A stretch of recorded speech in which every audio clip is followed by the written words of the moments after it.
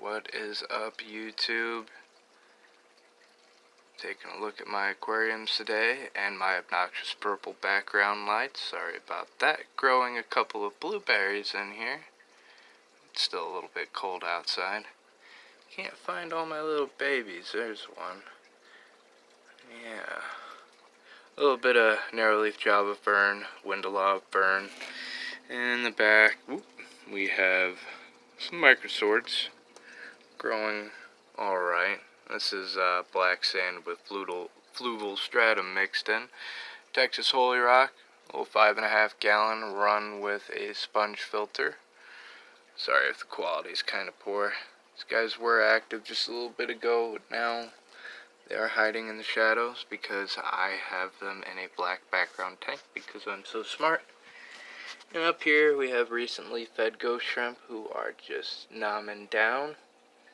This is a little 2.5 gallon that they're in with a super bright light from Wish. Probably won't be getting my hands on any Chinese goods anytime soon. Java moss and your typical double sponge filter.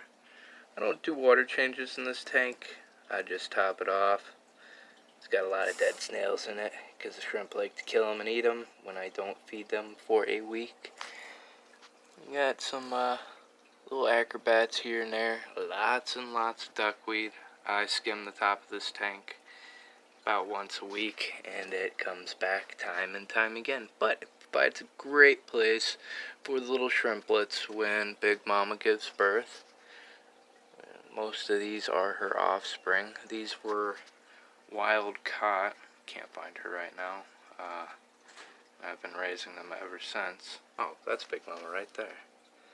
She's had probably about 4 batches that she's squeezed out. And we're about to make a quick jump over to some of our guppies in another 5 gallon tank. These are the Kohler Craft 5 gallons you get on Amazon for about $35-40. They come with a hinged lid. Some people really like really bright lights. These are blonde red delta females with fry and a some people call them pink tuxedos, other people call them red eclipse. I call them a really good looking fish, but these guys with their hair grass and their lava rock, and a couple of those look like they're going to be giving birth pretty soon. A nice shot. They will be getting switched over to the big tank here with the endlers shortly. I've got a little tiny tank here set up for breeding ember tetras. They've been getting fat on a lot of one of my favorite foods here, the omega-1 freeze-dried brine shrimp. So you see a bunch of catappa leaves at the bottom, blobs and wads and messes of java moss. This is one of those 3 gallon aquariums, but I tell you, it does not hold 3 gallons of water. But the built-in filtration in the back seems to be alright.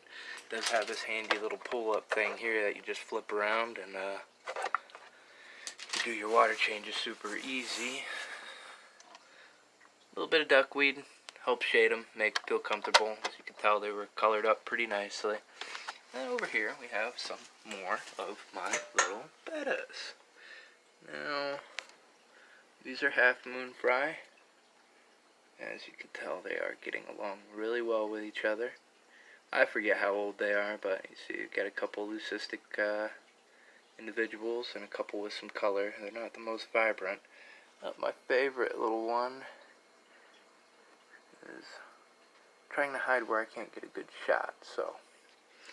But we've got a couple plants in here. They're not doing super hot.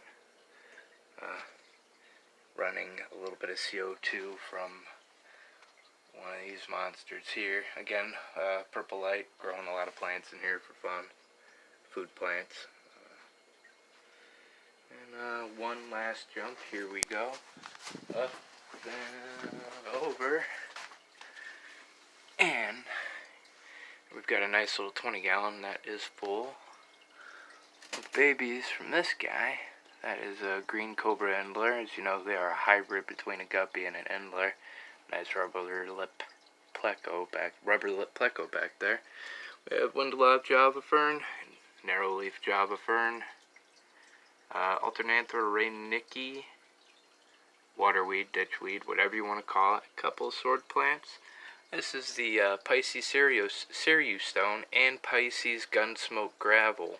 There's also, it's kind of hard to make out because I don't have any good lighting in here, but at the bottom there's a mix of Fluval Stratum and Fluorite Dark. So that combined with fertilizing has given me, as you can see, a lot of algae. But I also have a lot of babies. And snail eggs. I think there's ram's horn, a cute pond snails. That black devil is getting picked on by a little fry. There's a single ghost shrimp roaming around in here too. He's been in here since he was a baby. Used him to help cycle the tank. Been running for a couple months now. And I think it looks pretty cool. Now, you can't really tell, but in the back it is banked up a little bit. And as you can see, my sponge filters on my hang-on backs are there to prevent fry from being sucked up. That's why there's still so many of them. And it is redundant filtration, which some people argue is unnecessary, but if one of these goes down, the other one's still running. This one, as you can tell, makes a lot of bubbles, and this one's down to a dribble. Probably because I haven't cleaned out that floss.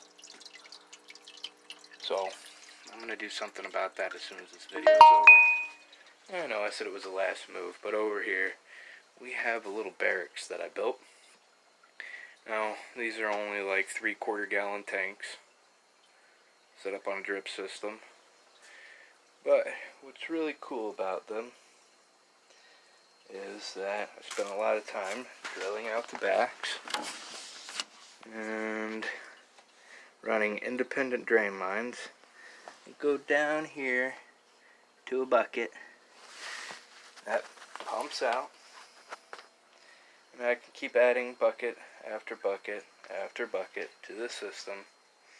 Now, some people say you shouldn't keep your bed in something small. Well, the water column's going to be something like 20 some odd gallons, so it's currently uninhabited by anything but a couple of snails, some java moss, some rocks, and some mopani wood. So there you have it, guys. That is a basic tour of what I currently have going on, but there is a lot more to come. Thanks for stopping by.